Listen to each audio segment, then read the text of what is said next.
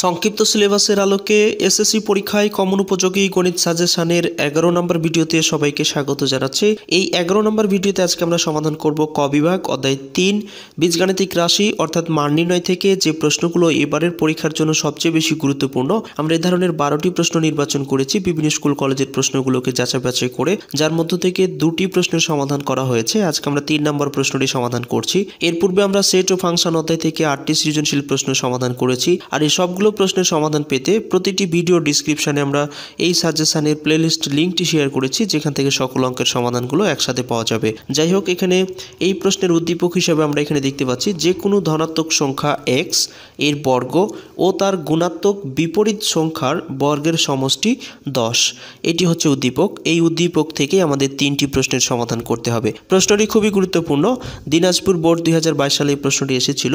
এ ধরনের প্রশ্ন যদি পরীক্ষায় চলে আসে খুব সহজেই উত্তর করতে পারবে বলে আশা করছি।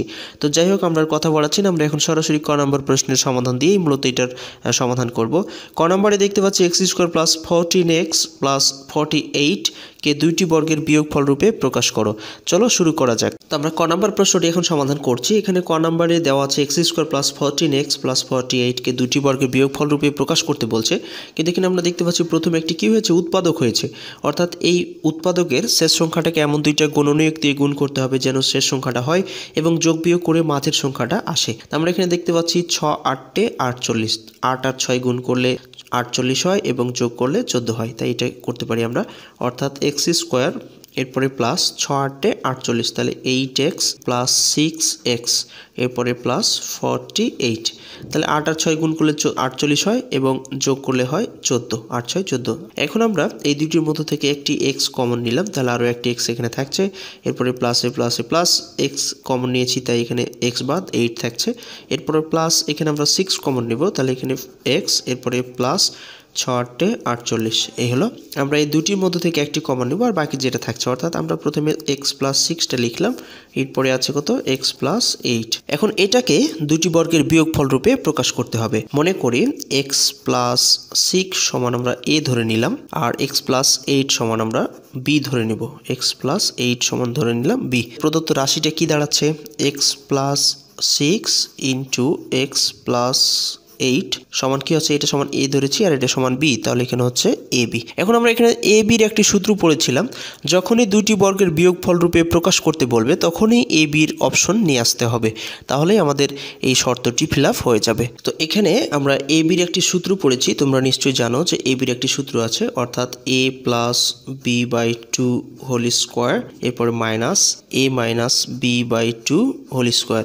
এটি হচ্ছে ab এর সূত্র। এই যে এখানে ab এর সূত্রটি আমরা এখানে প্রয়োগ করে দিলাম। এখন এর জায়গাতে a এর মান বসাবো আর b এর জায়গাতে b এর মান বসাবো। a সমান আমরা ধরেছি এখানে x + 6 বসালাম, এরপরে প্লাস আছে দিব, এরপরে b এর মান আমরা এখানে ধরেছি x + 8, তো আমরা এখানে বসিয়ে দিলাম x + 8, নিচে আছে 2 হোল স্কয়ার করে দিলাম, এটাও মান বসিয়ে দেবো, অর্থাৎ a সমান হচ্ছে x + 6 এরপরে মাইনাস b সমান মান পেয়েছি এখানে x + 8, তো এখানে x প্লাস মাইনাসে -8 আর নিচে হচ্ছে 2, এর উপরে হোল স্কয়ার করে দিলাম। এখন এখানে আমরা হিসেব করে নেব, এখানে একটা x আর এখানে একটা যোগ করলে হয়ে যাবে 2x, আর 8 আর 6 যদি আমরা যোগ করি তাহলে হয়ে যাচ্ছে কত 14, আর নিচে আছে কত 2, এর উপরে হোল স্কয়ার এরপরে মাইনাস। এখানেও একই অবস্থা, এখানে দেখতে পাচ্ছি আমরা -x আর এখানে +x কেটে যাবে, আর এখানে -8 আর এখানে +6 যদি আমরা হিসেব করতে চাই তাহলে এখানে থাকছে কত -2 থাকছে আর নিচে থাকছে কত 2, এর উপরে কি আছে হোল স্কয়ার আছে। দুইটার মধ্যে থেকে 2 কমন নেই, তাহলে এখানে থাকছে x আর প্লাস 2 কমন নিয়েছি যেহেতু, তাহলে এখানে থাকবে 7, নিচে থাকছে কত 2, এখানে সেকেন্ড ব্র্যাকেট নিয়ে এর উপরে হোল স্কয়ার, এরপরে মাইনাস এখানে 2 আর 2 কেটে যাবে, থাকবে -1, এর উপরে কি হোল স্কয়ার, এটা নিচে 2 উপরে 2 কেটে যাবে, তাহলে এখানে থাকছে x + 7 এর উপরে হোল স্কয়ার মাইনাসের উপরে স্কয়ার হলে তো আমরা জানি যে প্লাস হয়ে যায়, তাহলে এখানে থাকছে কত 1 এর উপরে স্কয়ার। এই হয়ে গেল আমাদের আনসার, কারণ আমাদের বলেছিল প্রশ্নে যে দুটি বর্গের বিয়োগফল রূপে প্রকাশ করো।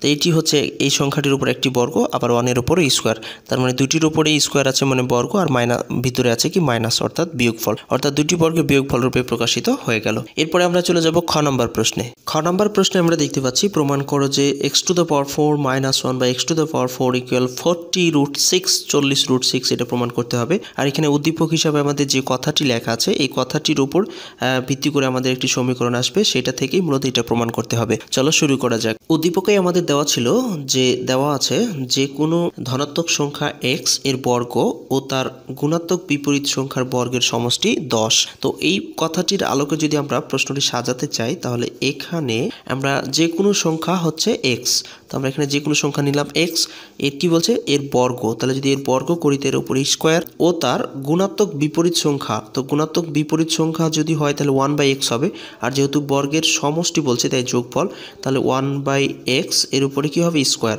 সমান কত 10।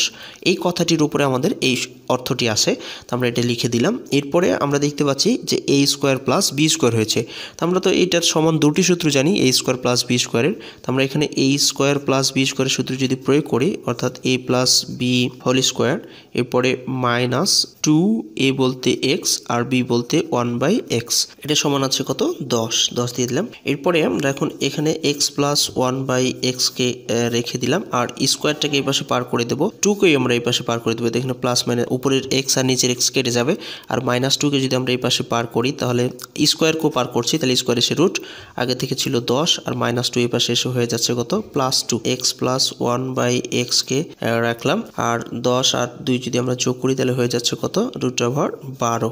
এখন এটাকে একটু আমরা ভেঙে নেব। আমাদের অঙ্কটি প্রমাণ করতে প্রথমে এই মানগুলো প্রয়োজন হবে, তাই মানগুলোকে আমরা প্রথমে বের করে নিচ্ছি, অর্থাৎ x প্লাস 1/x সমান, এটাকে যদি আমরা এরকম করি যে 4 গুণিত 3 করি তাহলে 3 4 কি হয় 12 হয়ে যায়। x প্লাস 1/x সমান 4কে যদি আমরা রুট থেকে বের করে নেই তাহলে 2 হয়ে যাবে আর 3 এর উপরে রুট থেকে যাবে, এটা একটা মান পেলাম। এখন এইটা থেকে a square plus b square থেকে আমরা আরও একটি মাইনাসের মান বের করে নিয়ে আসবো, সেই জন্য আমরা এখানে লিখবো আবার x square plus 1/x square a minus b whole square, মাইনাসের মান যেহেতু নিয়ে আসছি a minus b whole square, এটা সমান ছিল কত 10, a minus b whole square plus 2a বলতে x আর b বলতে 1/x সমান হচ্ছে 10। এখন x মাইনাস 1/x এর উপরে হোল স্কোয়ার আছে রাখলাম, এরপরে নিচের x উপর x কেটে যাবে সমান এই 2কে আমরা এই পাশে পার করে দেবো, তাহলে 2 প্লাস অবস্থায় আছে, এই পাশে আসলে হয়ে যাবে মাইনাস, তাহলে -2। আমরা এখন x মাইনাস 1/x কে রেখে দিব আর স্কোয়ারটাকে এই পাশে পার করব, তো স্কোয়ার এই পাশে এসে রুট হয়ে যাবে আর 10 থেকে 2 বাদ দিলে থাকছে কত 8, x মাইনাস 1/x। 8কে যদি আমরা ভেঙে আবার 4 গুণিত 2 করি তাহলে আবার কি হয়ে যাবে 8 হয়ে যাবে। অতএব আমরা এবার পাচ্ছি তাহলে কত x মাইনাস 1/x, আর 4কে রুট থেকে বের করে নিলে হয়ে যাবে 2, তাহলে থাকছে কত 2√2। তো আমরা এখানে দুটি মান পেলাম, একটা x মাইনাস 1/x সমান এটা, আর এখানে আমরা পেলাম x প্লাস 1/x সমান এটা। এখন এই দুটি মান থেকে আমরা এখন আমাদের লেফট সাইডের মানটি থেকে রাইট সাইড প্রমাণ করে দেখাবো। এখন আমরা লেফট সাইড ধরে নিব, অর্থাৎ আমাদের বাম পক্ষে যে মানটি ছিল লেফট সাইড সমান x⁴, এরপরে মাইনাস 1/x পাওয়ার 4। তো এখন আমরা এটাকে একটু ভেঙে কাজ করব, কিভাবে ভিতরে স্কোয়ার করবো একবার, বাইরে স্কোয়ার, আবার মাইনাস, ভিতরে স্কোয়ার, আবার বাইরে স্কোয়ার। এখন আমরা দেখতে পাচ্ছি এটাকে যদি a ধরি আর এটাকে b, তাহলে a square minus b square. আমরা এখন সূত্রটি প্রয়োগ করবো, তাহলে a স্কোয়ার মাইনাস b স্কোয়ারের সূত্র জানি আমরা a প্লাস b, ভিতরে স্কোয়ারগুলো থেকে যাবে a plus b into a minus b। এখন a square plus 1/a square সমান আমরা একটা মান পেয়েছি আমাদের উদ্দীপকে, প্রথমে আমরা বের করেছি মানটা 10 পেয়েছি, এটা সমান, তাহলে 10 লিখে দিলাম, এর সাথে গুণ, এটা একটা সূত্র হয়েছে a square minus b square, সেজন্য এটাকে আবার সূত্র করে নেব a plus b into a minus b, আমরা আবার সূত্র করে নিলাম। এবার 10 আছে থাক, x প্লাস 1/x এটা সমান আমরা মান পেলাম 2√3, আমরা এই মানটি বসাবো 2√3, এরপরে গুণিত x মাইনাস 1/x সমান যেখানে আমরা মান পেয়েছি 2√2, তাহলে আমরা এখানে বসাবো 2√2। আমরা এখন এটাকে যদি গুণ করতে চাই তাহলে 2 2 গুণে 4, 4 10 40 পেলাম, আর √3 আর √2 যদি আমরা গুণ করি তাহলে √6। এই তো খুব সহজে আমাদের প্রমাণ হয়ে গেল। সেই জন্য আমরা এখানে লিখতে পারি লেফট সাইড সমান রাইট সাইড প্রমাণ করতে বলেছে, তাই আমরা লিখবো প্রুভ দ্যাট। এই হলো আমাদের খ নম্বর প্রশ্নের আনসার। গ নম্বর প্রশ্নে আমরা দেখতে পাচ্ছি প্রমাণ করো যে x⁴ minus 1/x cube equal 22√2, এটা আমাদের প্রমাণ করে দেখাতে হবে। তো চলো শুরু করা যাক। ক্ষয়ে আমরা একটি মান পেয়েছিলাম x মাইনাস 1/x সমান √8, এটাকে যদি আমরা একটু কাজ করে নেই সেটা এইভাবে করে নেওয়া যায় যে 1/x সমান এই রুটটাকে আমরা ভেঙে একবার 4 করব, একবার 2 করব। 4 দুগুণে 8 করলে আবার চলে আসে উপরেরটা। অতএব x মাইনাস 1/x সমান রুট থেকে যদি আমরা 4 কে বের করে নিই তাহলে 2 হয়ে যাবে, তাহলে 2√2। এখন আমরা এখানে লেফট সাইড আছে, লেফট সাইডটা ধরবো। লেফট সাইড সমান x to the power 6 minus 1/x cube. এখন এটাকে যদি আমরা হিসাব করি, x কিউবটা দুইটার নিচেই আছে তাই আলাদা করে নিব, অর্থাৎ x পাওয়ার 6/x কিউব, এরপরে মাইনাস 1/x কিউব। এখানে আমরা কাটাকাটি করলে 6টা থেকে 3টা বাদ দিলে আরো থাকছে 3টা, তার মানে x cube minus 1/x cube. এখন এখানে দেখতে পাচ্ছি যে a কিউব মাইনাস b কিউবের সূত্র হয়েছে, তাই আমরা এখন সূত্রটি প্রয়োগ করে দেব। a minus b whole cube সূত্রের প্লাস 3, a বলতে এখানে x আর b বলতে 1/x into a minus b, অর্থাৎ x মাইনাস 1/x।